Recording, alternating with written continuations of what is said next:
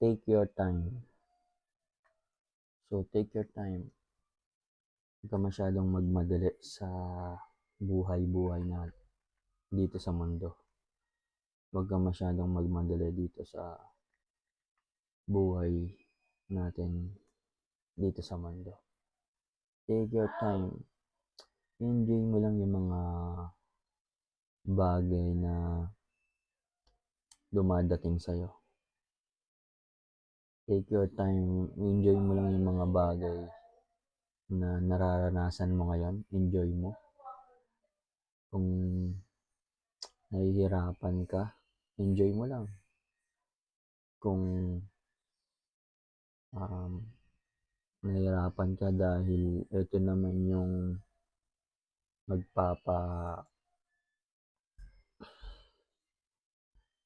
ito yung ginagawa mo para sa future. Enjoy mo lang. Huwag kang magmadali. Kasi pag nagmadali ka, pwede kang magkamali. Enjoy mo lang yung mga bagay na ini-experience mo ngayon. Enjoy mo lang lahat. Pwede kang chance na pag nagmadali ka, parang pagdating mo dun sa gusto mong marating ka agad, parang malungkot ka, parang ganon. Pag minadali mo, pwedeng pagdating mo dun sa dulo, malungkot ka pala. Enjoy mo yung process, enjoy mo yung pag-hustle mo ngayon. Kung ano man yung mga ginagawa mo ngayon, enjoy mo lang. Kasi hindi mo naman alam yung magiging kahihinatnan ng lahat eh. So, pwede kang hindi mo alam yung mga ina-expect mo sa mga ginagawa mo. Diba? Pwede mag-fail, pwedeng maging successful yung ginagawa mo. So, kahit nahihirapan ka ngayon, kahit na malungkot ngayon, feeling mo mag-isa ka lang, feeling mo parang wala namang nangyayari sa ginagawa mo. Enjoy mo lang yun, enjoy mo lang. Ang importante, na-enjoy mo yung process, na-enjoy mo yung present. Huwag mo nang isipin yung mga past mo. Ang importante ngayon, i-enjoy mo lang lahat. Lahat ng mga na-experience mo, lahat. Bad things man yan, good things man yan. Enjoy mo lang kasi pagdating ng panahon, iisip mo yung mga ginawa mo from the past. Naiisip mo. At parang minsan kasi may mga bagay tayo na ginagawa o ginawa na parang ang bilis naman. Parang hindi ko man lang na-enjoy yun, di ba? Parang masyado ka nagmamadali. Parang wala ka dun sa present. Parang pagkain lang yan eh.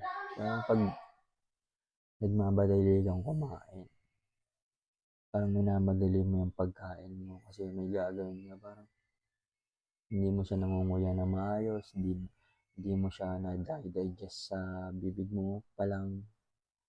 Parang nilulunok mo agad ng nilulunok yung pagkain mo. Pwede kang pagka ganon, pwede kang masamid o mabulunan.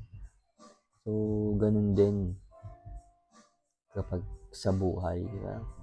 Pag madali mo siya, pwede kang magkaroon ng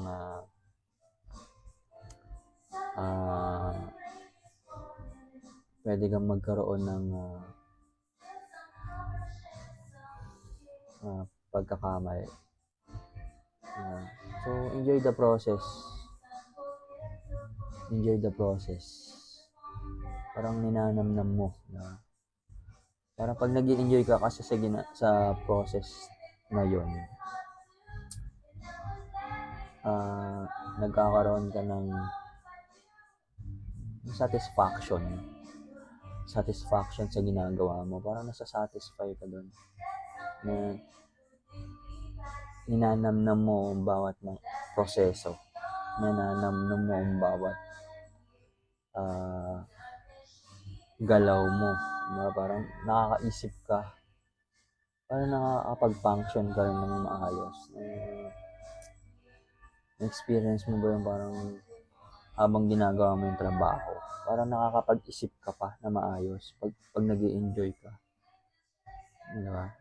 Yung you live dun sa moment na yan. Parang pag nag-gym ka, pwede mo bang pag nag-gym ka, pwede mo bang buhat ka lang ng buhat? Pag nag-gym ka, pwede ka lang babuhat ng buhat kung anong buhatin mo. Wala kang wala ka man lang proseso. Monday, bicep. Tuesday, back. Thursday, parang chest. Parang ganon. So, enjoy the moment. Live the moment. Mabuhay ka kung anong ginagawa mo. Enjoy the process. Huwag kang magmadali. Kasi, mapupunta ka rin naman doon sa pupuntahan mo kung tama yung ginagawa mo ngayon. Mapupunta ka rin naman doon eh. Huwag kang masyadong atat. Lahat may proseso. Lahat hindi mo dapat madaliin ang lahat ng mga bagay dahil may process yan. May process ang lahat. Pagpapalaki ng katawan, may process. Pagpapayat ng katawan, may process. Diba?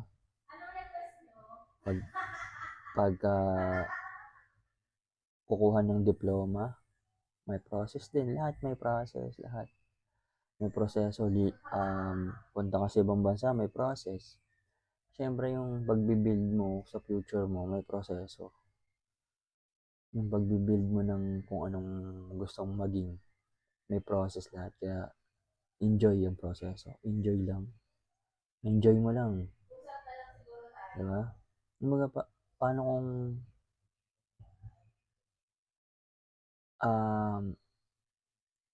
nandun ka agad sa gusto mo?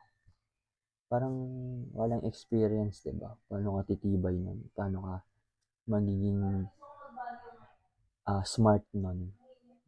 Parang